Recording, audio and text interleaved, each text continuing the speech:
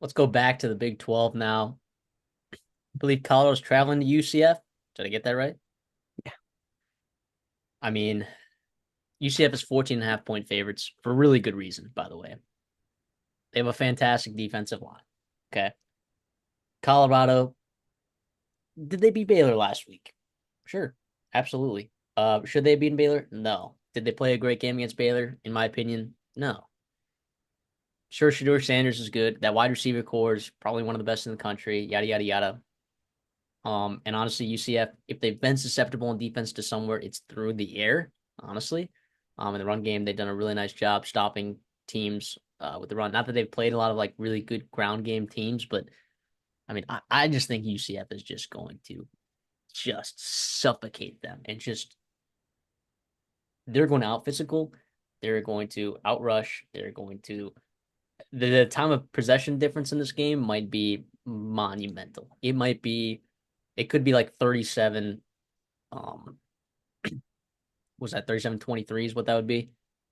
Time of possession differentiation there. I mean, Shedeur Sanders has been sacked 16 times. Okay. Now UCF has only gotten a sack one time this entire season, but I I still think their defensive line's good. I still think they're finding ways to get pressure on quarterbacks. They're definitely stopping the run. They haven't allowed a rushing touchdown all year. 2.5 yards per carry a let up. I mean, not that Colorado's even going to try to run the ball. Yeah, I think Colorado could be in a lot of trouble here. I'll lay it with UCF. I'll take them minus 14 and a half. Yeah, I'm with you here. I just think the way they run the football, the way they can control this football game, it leads a very small margin of error for Colorado in this offense. Because I mean, if you thought Nebraska out physical them, and that's a very physical football team. Offensively, you should see what the UCF does, man. Holy cow! And it's not just to the ground too. I will say, if Colorado sells out to stop the run, you could have Kobe Hudson, Randy Pittman, guys like that running over the top there. And by the way, UCF also had a bye last week. So like Colorado was in a barn burner. Obviously, huge momentum win for them against Baylor in overtime. But UCF was able to sit back, get healthy, rest, and prepare for the stretch they have here with Colorado and Florida and others coming up in the Big 12. I like UCF. I like UCF in the Big 12 right now. I mean, you look on league and you don't see a ton of teams playing, running the football the way they are, especially when they're at home here. Yeah, I feel pretty darn good about this. Although it's interesting, though. I know obviously Travis Hunter, or not Travis, is Travis Hunter from Florida or from Georgia? But Not sure. like Dion played Florida State, like a lot of interesting ties there to the state of Florida. Regardless, so I still like UCF very much so in this game.